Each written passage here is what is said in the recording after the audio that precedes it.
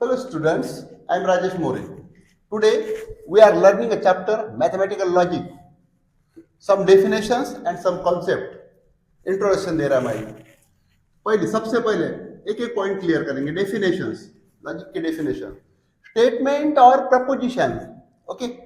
A declarative assertive sentence which is either true और false. देखो logic का statement कैसा है, सेंटेंस और स्टेटमेंट में फर्क है. Statement which is either true or false but not both simultaneously is called statement or proposition. समझ में आ रहा है? अब it is denoted by statement are denoted by letters p q r x y z etc etc. ठीक है, तो देखो मैं पहला पॉइंट क्लियर कर रहा है. क्या बोल रहे हैं?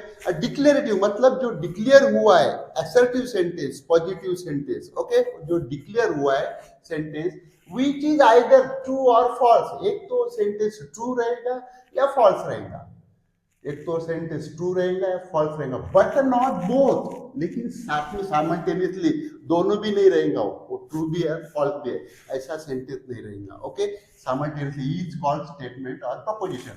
अब एग्जांपल देख लो. पहला एग्जांपल मैं बता रहा आपको. Every triangle has three sides. Three sides. हर एक ट्रायंगल को तीन साइड्स रहती, मालूम है अपने को सबको. ओके, तो ये स्टेटमेंट हो गया है लॉजिक का. क्या हो गया? ये स्टेटमेंट हो गया. ओके, और एक आधा देखेंगे. सेकंड वाला देखो. पहले इसमें पहला पॉइंट सेकंड वाला कैसा? Mumbai is the capital of Maharashtra. Mumbai is the capital of Maharashtra. Okay, ये लॉजिक के स्टेटमेंट है. समझे कि नहीं? हम इसको पी क्यू आर से डिनोट वगैरह वगैरह कर सकते हैं. समझे कि नहीं? समझे. इसको नाम दे सकते हैं हम, दैट इज पी. ऐसा भी लिख सकते हैं पी. यहाँ पे बताया ना, statement are denote by P Q R, तो इसको दे दो पी. एवरी ट्रायंगल दे रहे इसको, every triangle has three sides, ऐसा उसको नॉमिनेट कर सकते. उसके बाद में इसको भी Mumbai is the capital of Maharashtra, इसको भी नाम दे सकते हैं, दैट इज क्यू. लॉजिक में क्यू सेंटेंस है ये. Mumbai is the capital of Maharashtra. Okay, तो ये ऐसे टाइप में लॉजिक के सेंटेंस रहते हैं, उसको ऐसा नाम दिया हुआ रहता है P Q R X Y Z वगैरह वगैरह. समझे कि नहीं? डेफिनेशन ले लो. आइदर ट्रू और फॉल्स, एक तो ये ट्रू रहेगा या फॉल्स रहेगा, बट नॉट बोथ. यहाँ पे देखो, बट नॉट बोथ साइमल्टेनियसली. मतलब वो जो स्टेटमेंट है, वो सेंटेंस है, वो सेंटेंस दोनों भी ट्रू और फॉल्स एक जगह पर नहीं होना. फॉर एग्जाम्पल ये भी मैं बता देता आपको कैसा रहता. तो एग्जाम्पल समझे, मेरे पास में एक सेंटेंस है, Kedar is a good boy and he is a bad boy. अब ये सेंटेंस को देखो जरा. Kedar is a good boy, Kedar अच्छा लड़का है, and he is bad boy, वो अच्छा लड़का नहीं है. मतलब क्या हो रहा है ये सेंटेंस में? वो अच्छा भी है और वो बुरा भी है, अच्छा नहीं है. समझे कि नहीं? तो ये दोनों भी एक साथ आ रहे. तो ये होना नहीं, इसमें लॉजिक में ये नहीं होना. But not both simultaneously. ख्याल करो, ये दोनों भी बैड भी है और गुड भी है, ऐसा नहीं चलेगा. एक कोई पोजिशन रहेगी. And these are the statement, okay, in logic, not sentence. उसका दूसरा वर्ड है प्रपोजिशन. प्रपोजिशन भी उसको कहते हैं हम. समझे कि नहीं? तो ऐसे टाइप में लॉजिक के स्टेटमेंट रहते हैं. सेंटेंस और स्टेटमेंट में फर्क है. देखो, सेंटेंस जो हम हमेशा यूज करते हैं या बोलते हैं वो सेंटेंस है, और स्टेटमेंट लॉजिक में जो आता है वो स्टेटमेंट. लॉजिक में जो आता है वो क्या है? स्टेटमेंट है. ये दोनों इसमें फर्क है. समझे कि नहीं? चलो, तो आई थिंक ये पॉइंट आपको ख्याल में आ गया होगा. अब मैं दूसरे पॉइंट की तरफ जाता. Which are not a statement, इसको मैं समझाता हूँ. कौन से स्टेटमेंट नहीं है, इसको ये पॉइंट समझा है. दूसरा point, which are not a statement in logic.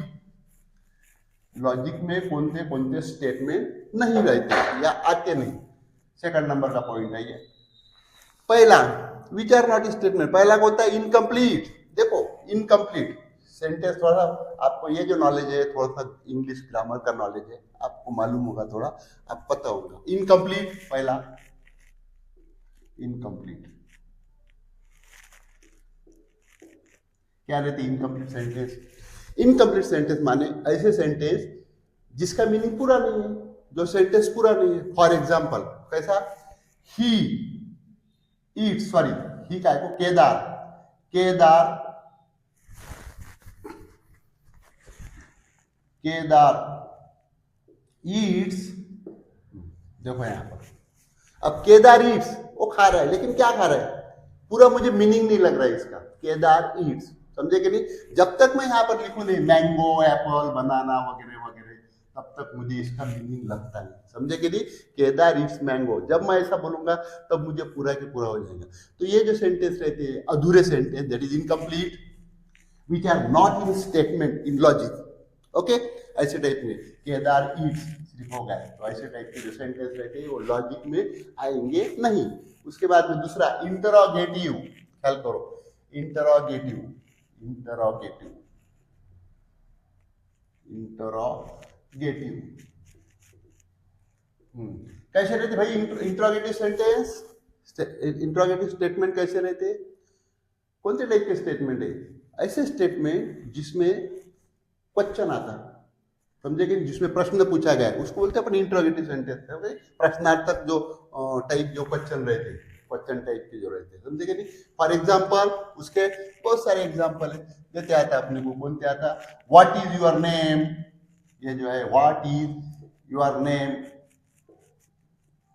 ये सेंटेंस है। उसके बाद में इंटरोगेटिव में और क्या आएगा? How old are you, how old are you, ये जो सेंटेंस है, ये क्वेश्चन टाइप वाले सेंटेंस है इंटरोगेटिव। तो ये सेंटेंस लॉजिक में आएंगे नहीं, मतलब स्टेटमेंट नहीं रहेगा लॉजिक का, समझे कि नहीं? स्टेटमेंट रहेगा नहीं। व्हाट इज योर नेम, कोई मतलब नहीं हमारा नाम पूछने का, लॉजिक बोल तो हाउ ओल्ड आर यू, कुछ मतलब नहीं है हमारा एज पूछने का, समझे कि नहीं? तो ऐसे टाइप में चलेगा, what is your name, how old are you. अरे ख्याल में दूसरा इंटरोगेटिव, मतलब प्रश्नार्थक जो रहेंगे वो लॉजिक में रहेंगे नहीं। कोई भी क्वेश्चन, वो हर्बल क्वेश्चन रहो या हाउ हॉट वगैरह रेन से चालू हुआ, कोई ये नहीं क्वेश्चन लॉजिक में रहेंगे नहीं। बस सामने तीसरा नंबर पर एक्सक्लेमेटरी सेंटेंस, ख्याल करो बेटा। एक्सक्लेमेटरी सेंटेंस आप लोगों को मालूम है, थोड़ा बहुत तो आप 10th में पढ़ चुके होंगे, थोड़ा बहुत ग्रामर है, थोड़े बहुत मालूमात होंगी आपको। एक्सक्लेमेटरी सेंटेंस क्या है? एक्सक्लेमेटरी सेंटेंस, उसकी डेफिनेशन क्या है? सीधी सीधी एक्सक्लेमेटरी सेंटेंस की, समझे कि नहीं? कैसा सेंटेंस? ऐसी स्थिति, ऐसी पोजीशन, ऐसे स्टेटमेंट या ऐसे सेंटेंस जिसको देखकर या जिसको कहते वक्त हमारे चेहरे के एक्सप्रेशन बदल जाते हैं। सीधी सीधी डेफिनेशन उसकी, एक्सप्रेशन, चाहे फिर वो दुख के एक्सप्रेशन हो या जॉय, आनंद के एक्सप्रेशन हो, या फिर और कोई कॉमेडी एक्सप्रेशन हो वगैरह वगैरह, जो एक्सप्रेशन हमारे चेहरे पे आते हैं वो एक्सक्लेमेटरी में आते हैं, समझे कि नहीं? अरे एक आधा सेंटेंस ऐसा कैसा, उसको देखें कैसा, एक सेंटेंस मुझे याद आ रहा है कैसा, oh what an accident, oh what an accident.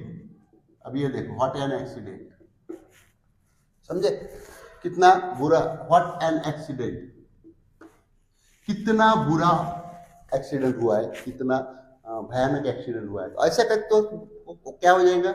मेरे चेहरे के जो एक्सप्रेशन है वो बदल जाएंगे। मेरे चेहरे पे कैसा आएगा? वो तो ऐसा डर वगैरह जैसा चेहरा हो जाएगा, समझे कि नहीं? तो ऐसे जो सेंटेंस रहते हैं दैट इज एक्सक्लेमेटरी सेंटेंस। दूसरा एक आधा देख लो, how beautiful, how beautiful she is, कितनी सुंदर है बोलते हो, समझे कि नहीं? ऐसा चेहरे पे एक्सप्रेशन अपने अलग आते हैं, समझे कि नहीं? ऐसे बहुत सारे अपने को देते आते हैं। These are the exclamatory sentence, समझे कि नहीं? जिसको देख के हमारे चेहरे के भाव पूरे के पूरे बदल जाते हैं। ओके, उसको क्या कहेंगे हम? Exclamatory sentence. तीसरा हो गया। चौथा देखो यहाँ पे इंपरेटिव सेंटेंस, लॉजिक में जो नहीं आते हम देख रहे हैं उसको इंपरेटिव। इंपरेटिव क्या होता है? Imperative, what is mean imperative, समझे कि नहीं? इंपरेटिव मतलब क्या है? जो स्टेटमेंट में ऑर्डर है, जिसमें आज्ञा है, ऑर्डर है, उसको क्या बोलते हैं अपन? इंपरेटिव सेंटेंस, समझे कि नहीं? क्या बोलेंगे हम? Imperative sentence. फॉर एकदम एखादा एग्जांपल उसका देख ले तो बोलता है bring me a glass of water, bring me a glass of water, a glass of water. Okay, ये सेंटेंस, या मेरे लिए एक गिलास पानी ला, इसमें ऑर्डर है। क्या है इसमें? ऑर्डर है, bring me a glass of water. समझे कि नहीं? ऐसे टाइप के जो सेंटेंस है, क्लोज द डोर, ये सेंटेंस देखो, क्लोज दी डोर, दरवाजा बंद करो, हवा आ रही है। समझे कि नहीं?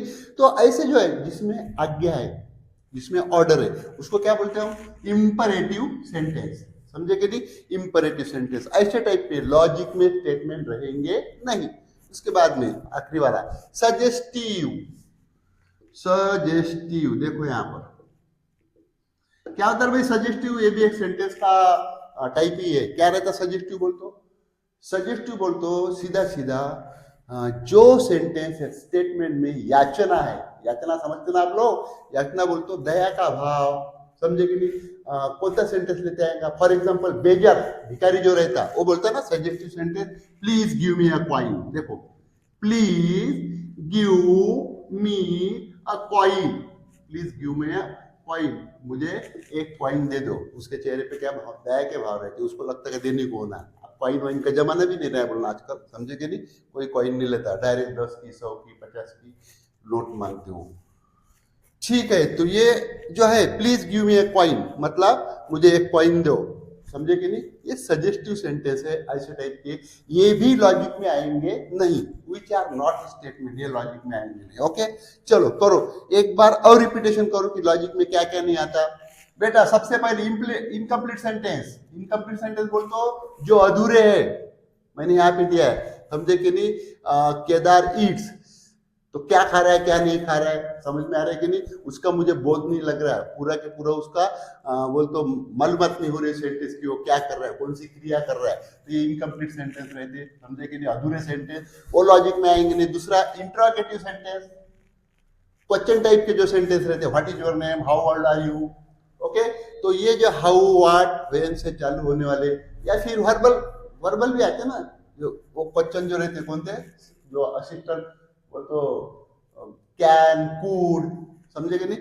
कैन, कूड, वहां से जो चालू होने वाले क्वेश्चन रहते वो भी क्वेश्चन इसमें आएंगे। तो वो इंट्रोगेटिव सब है, वो लॉजिक में आएंगे नहीं। एक्सक्लेमेटरी, एक्सक्लेमेटरी मैंने बता दिया है कैसे, जिस जो जो सेंटेंस को बोलते वक्त हमारे चेहरे के भाव बदल जाते हैं। Okay, oh, what an accident, how beautiful sea, ऐसे टाइप के जो सेंटेंस है, समझे, वो आएंगे नहीं। उसके बाद में इंपरेटिव, इंपरेटिव बोल तो जिसमें आज्ञा है, bring me a glass of water, मेरे लिए ग्लास, एक ग्लास पानी लाओ, close the water, close the door, ऐसे टाइप के जो सेंटेंस है इंपरेटिव। समझे कि नहीं? जिसमें आज्ञा है, आज्ञा दे रहे, वो लॉजिक में आएंगे नहीं।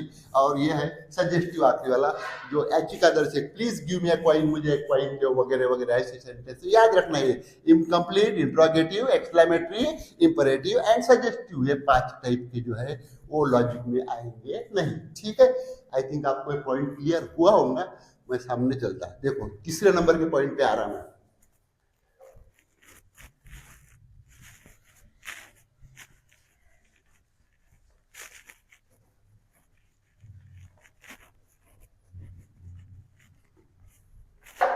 Third number, open sentence. Open sentence, चलो सेंटेंस ख्याल करो क्या है definition. N open sentence is a sentence whose truth value can vary according to the given condition। ये यहाँ पे देखो, can vary according to the given condition, ये यहाँ पर इंपॉर्टेंट है।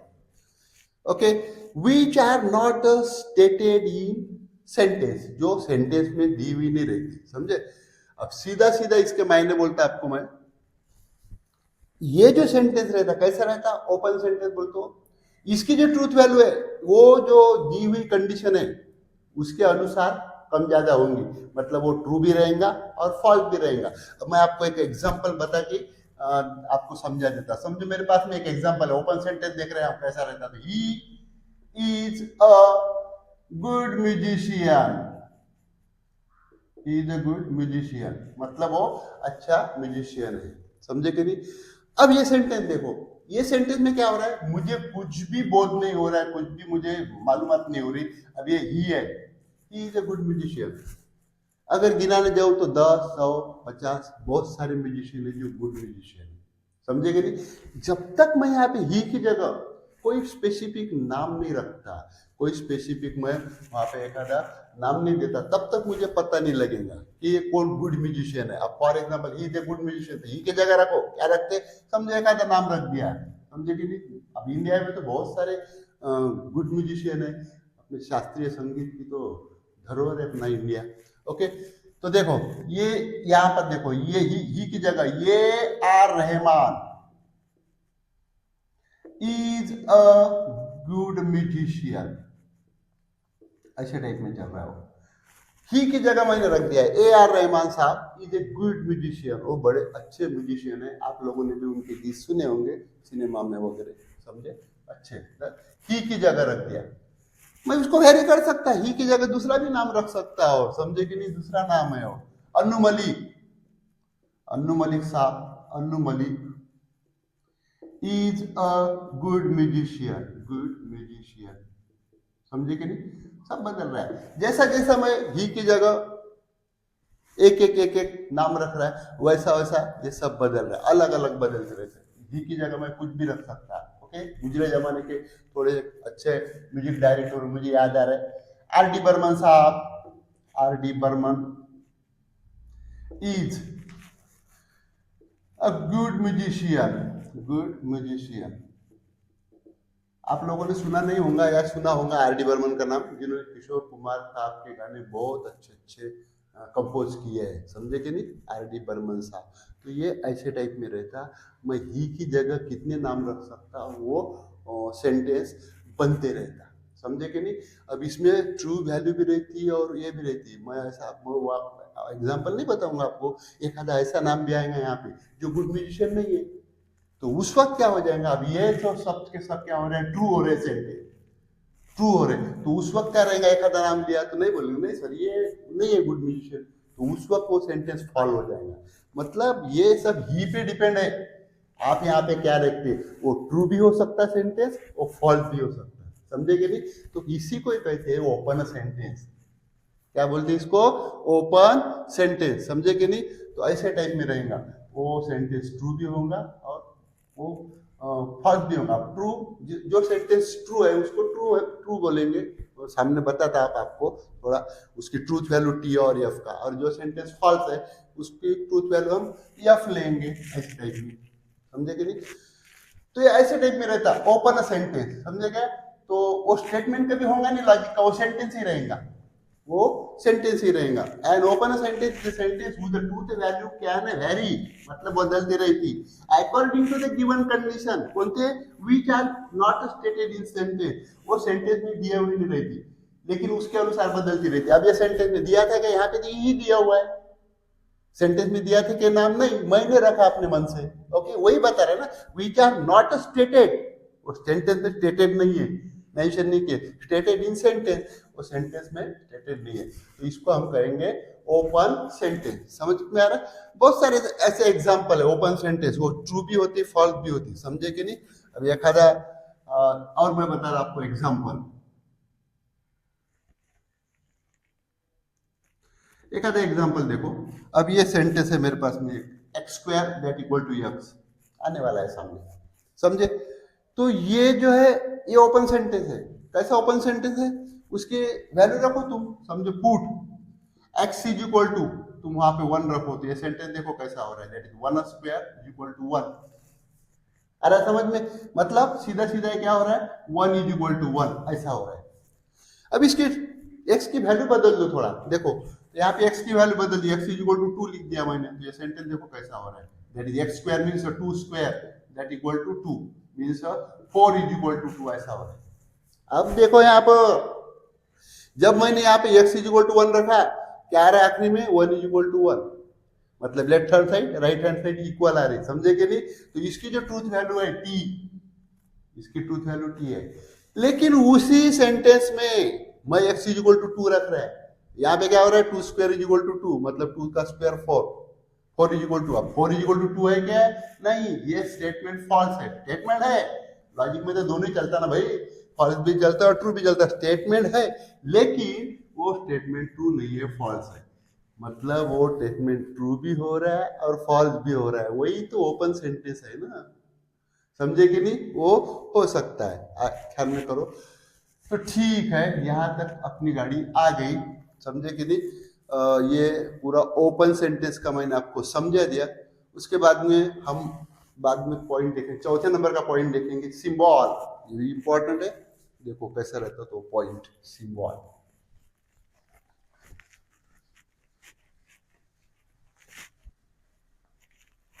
देखो बेटा, दोनों सिंबल आ गए यहाँ पर, समझे कि नहीं?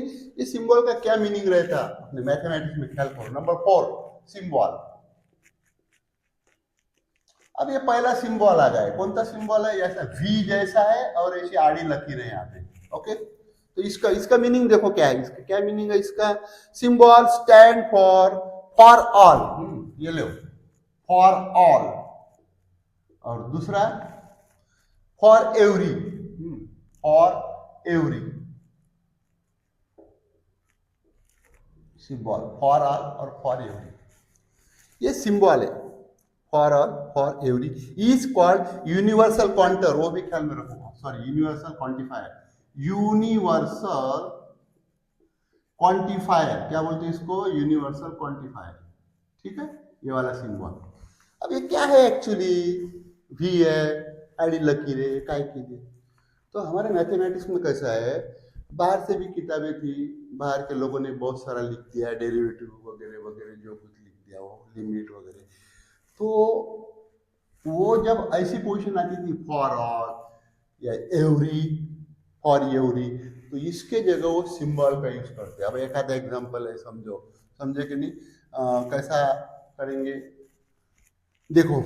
अब फॉर, ऐसा मैं एक वाक्य लिखते हैं, अभी सेंटेंस लिखता, for every natural number n plus 1 greater than और इक्वल टू 2। वाक्य ख्याल में लो, मैथमेटिकल सेंटेंस है। For every natural number n plus 1 greater than और इक्वल टू 2। ओके, तो हमारे किताब में अब जहां जहां फॉर एवरी एवरी आएंगे तो क्या हम फॉर एवरी लिखते बैठेंगे हर समय? वो तो बार बार आ रहा है वो word for every, for every. तो फिर इसको फॉर एवरी न लिखते हुए डायरेक्ट सिंबल में एवरी सिंबल में लिख रहा है। Every natural number n, that is n belongs to n, natural number में n लिया, n बिलोंग्स टू n। देखो सिंबॉलिक फॉर्म में, मतलब ये कम कर दिया, every natural number n plus 1 greater than और इक्वल टू 2। ये जो n प्लस 1 है ग्रेटर देन और इक्वल टू 10। कोई भी नेचुरल नंबर यहाँ पे रखो, 2 आएगा, एक तो इक्वल टू 2 आएगा, n की जगह अपन 1 रखा तो 1 प्लस 1 कितना आएगा? 2। या फिर दूसरा 2 रखा तो 2 plus 1 that is greater than 2। समझे कि नहीं? तो अब ये सेंटेंस हो गया पूरा। कहने का तात्पर्य क्या है कि ये जो फॉर एवरी नेचुरल नंबर इतना मैंने लिखते बैठ रहा था, इसको मैंने पूरा के पूरा सिंबल में लिख दिया। तो ऐसे सिंबल यूज होते हमारी किताब में, हमारे लॉजिक में, समझे कि नहीं? एवरी। दूसरा भी सिंबल देख लो, और भी बहुत सारे ऐसे हैं, समझे कि नहीं? एक आधा एग्जाम्पल दूसरा, अब ये एक सिंबल हो गया और दूसरा सिंबल पांचवा क्या है वहां पे? सिंबल यही सिंबल ही है यहाँ पर, ऐसे टाइप में उल्टा ई, अपना कैपिटल लेटर जो रहता है इंग्लिश का उल्टा ई। ओके, स्टैंड फॉर सम और देयर एग्जिस्ट एटलीस्ट, ये यहाँ पर ख्याल रखो, देयर एग्जिस्ट एटलीस्ट। क्या बताया वहां पे मैंने इसका meaning? There exist at least, there exist at least, ये ख्याल रखो। इसका मीनिंग क्या होता है? देयर एग्जिस्ट एटलीस्ट मतलब कम से कम, देखो इसका मीनिंग कम से कम वहां पे एक तो भी ऐसा मौजूद है। देयर एग्जिस्ट एटलीस्ट वन, ऐसा जब बोलेंगे हम तो कैसा? कम से कम वहां पर एक तो भी ऐसा मौजूद है, समझे कि नहीं? देयर एटलीस्ट वन, ऐसे टाइप में, समझे? अब इसका कैसा करेंगे? एक आधा एग्जाम्पल देखता मैं, समझे कि नहीं? मैं लिख लेता पहले, वो स्टेटमेंट लिखता। देयर एग्जिस्ट, बता देता आपको, there exist at least one natural number, one natural number such that which is not prime।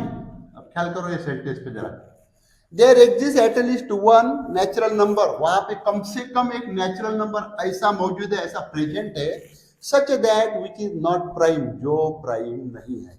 समझे कि नहीं, ऐसे टाइप में वो प्राइम नहीं है, सच दैट है। मैं बताता आप लोगों को। तो अब ये जो है there exist at least one, तो इतना कहाँ लिखते बैठेंगे हम बार बार। ऐसा अगर यहाँ पे ऐसी लाइन आ गई तो क्या करना पड़ेगा, सिंबल का यूज करो, सिंबॉलिक यूज करते हैं यहाँ पे। समझे कि नहीं, कौन सा सिंबल होता है बताए इसको, इसको बोलेंगे हम एग्जिस्टेंशियल क्वांटिफायर। ये सिंबल को क्या बोलेंगे, existential quantifier. There exist at least one natural number. अब ये करो इसको, देयर एग्जिस्ट, देखो यहाँ पे मैं कर रहा हूँ देयर एग्जिस्ट, इसको ऐसा लिख रहा है यहाँ पे नीचे, there exist at least one natural number, कोई भी ले लो, one natural number, x belongs to N, x natural number लिया मैंने, एन नेचुरल नंबर, समझे, x natural number, such that which is not prime, which is not prime, x is not prime, x is not prime. समझे कि नहीं, एक ऐसा number, कम से कम एक ऐसा नंबर वहां पे मौजूद है, वहां पे प्रेजेंट है, which is not prime, x is not prime. समझे कि नहीं, एक्स से belong to N such that there exist only one element, there exist one element such that x belong to N, x is not a prime. अब आपको थोड़ा सा बताना मैं, प्राइम नंबर कहां से स्टार्ट होते हैं, you know that. Prime number two से स्टार्ट होते हैं, 2 3 5 7, ओके।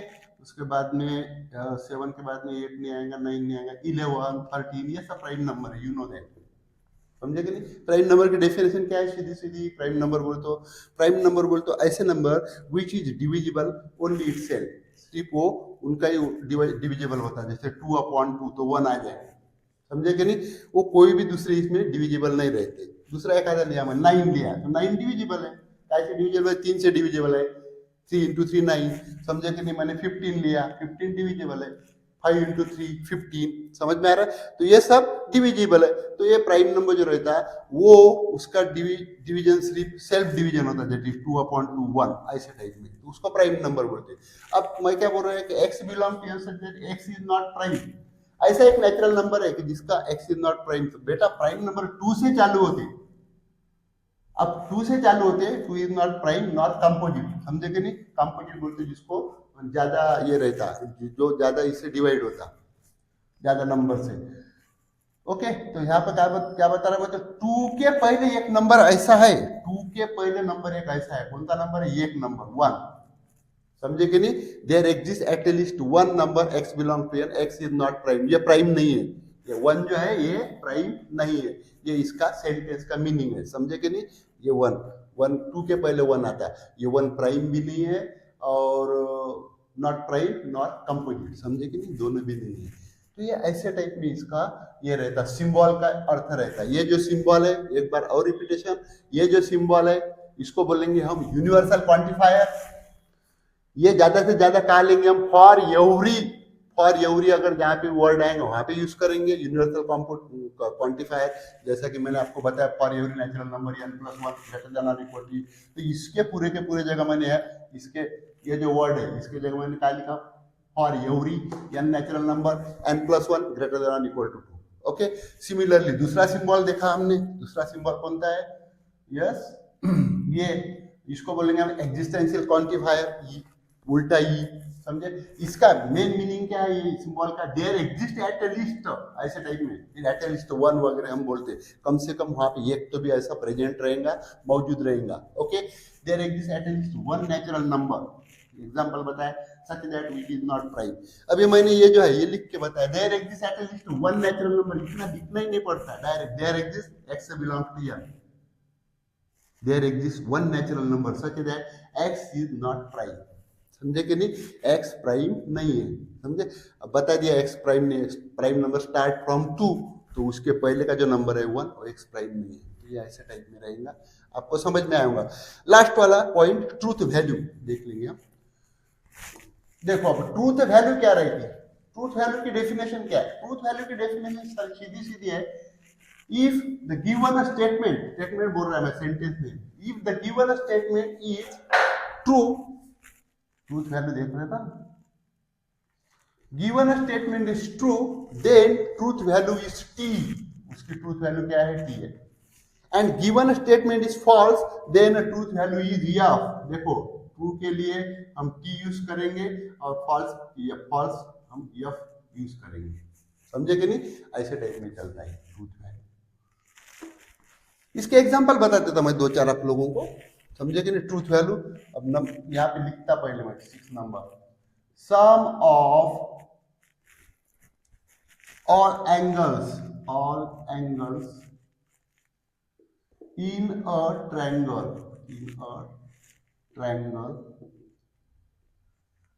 is 180 degree, 180 डिग्री, पहले लिख लेता दो, all real numbers are whole numbers। Third number, sun set in the west, fourth number,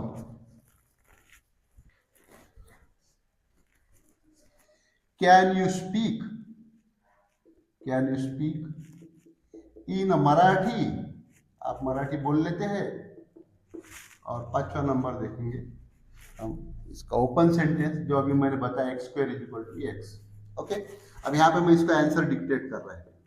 पहला नंबर 1 ट्रूथ वैल्यू, क्या डेफिनेशन की हमने ट्रूथ वैल्यू की, if the given statement are true then truth value is T, and if the given statement is false then truth value is F, okay.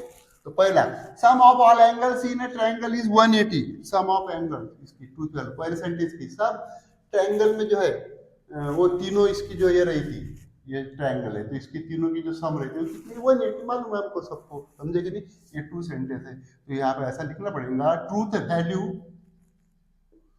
Is T, पहले इसकी, उसकी truth value क्या है, T, ऐसा ही लिखना पड़ेगा जैसा मैंने लिखा है वैसा। सेकंड वाला, दूसरा क्या बोल रहे हैं, दूसरा सेकंड वाला, all real numbers are whole numbers, ख्याल करो, all real numbers are whole number. अभी इस पे देखो ट्रूथ वैल्यू, ये सेंटेंस जो है, स्टेटमेंट जो है ये ट्रू है या फॉल्स है। अब देखो यहाँ पर होल नंबर जो है, होल नंबर कहां से स्टार्ट होते हैं, you know that, whole number start from 0 1 2 3 वगैरह वगैरह, बराबर है होल नंबर। ये क्या बोल रहे हैं, all real numbers are whole number, पूरे के पूरे रियल नंबर का जो सेट है वो होल नंबर है बोलते हैं। ऐसा कभी होगा क्या, रियल नंबर में तो बहुत सारे हैं, होल नंबर है, इंटीजर है, नेचुरल नंबर है, रिकरिंग है, नॉन रिकरिंग है, सब बड़ा सेट है वो, समझे कि नहीं। तो ये बोल रहे all real number are whole number, नहीं होगा, इसका मतलब ये सेंटेंस क्या है, false, okay. Truth value is F, ठीक है।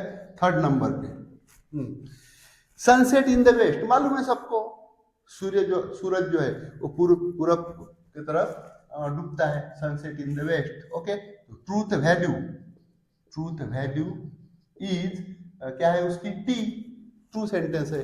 Can you speak in Marathi, चौथा वाला सेंटेंस देखो, can you speak in Marathi, भैया स्टेटमेंट ही है लॉजिक में statement, it is an open sentence, it is an open sentence है वो, स्टेटमेंट नहीं है बेटा। तो ओपन सेंटेंस जो रहेंगे कि नहीं, उसको ट्रूथ वैल्यू रहेंगी नहीं, वो ट्रू भी नहीं रहेगा, फॉल्स भी नहीं रहेगा, दोनों भी अपने को ट्रूथ वैल्यू देती नहीं है, कंफ्यूज करते हो, समझे कि नहीं। मैं एक आधा एग्जाम बताता आपको कैसा रहता था वो सेंटेंस, अब ये 5वां सेंटेंस देख लो, कंफ्यूज करते हो, समझे कि नहीं। X square equal to x है, देखो यहाँ पर इसकी ट्रूथ वैल्यू देते नहीं आता। अब एक्स की जगह अगर मैंने इसके पहले बताया, एक्स की जगह मैंने 1 रखा तो क्या हो जाएगा, 1 स्क्वायर इक्वल टू 1, मतलब 1 इक्वल टू 1 हो रहा है, यहाँ पे सेंटेंस ट्रू हो रहा है, बराबर है। एक ही सेंटेंस है वो ट्रू हो रहा है। अब दूसरी वैल्यू रखता है, एक्स की जगह 2 रखो, क्या हो जाएगा, 2 square is equal to 2, 2 square मतलब 4 इज इक्वल टू 2, तो ये सेंटेंस बराबर है क्या है, ये तो रॉन्ग है, फॉल्स है। मतलब ये की जगह ट्रू भी हो रहा है फॉल्स भी हो रहा है करके, तो ओपन सेंटेंस है वो, समझे कि नहीं।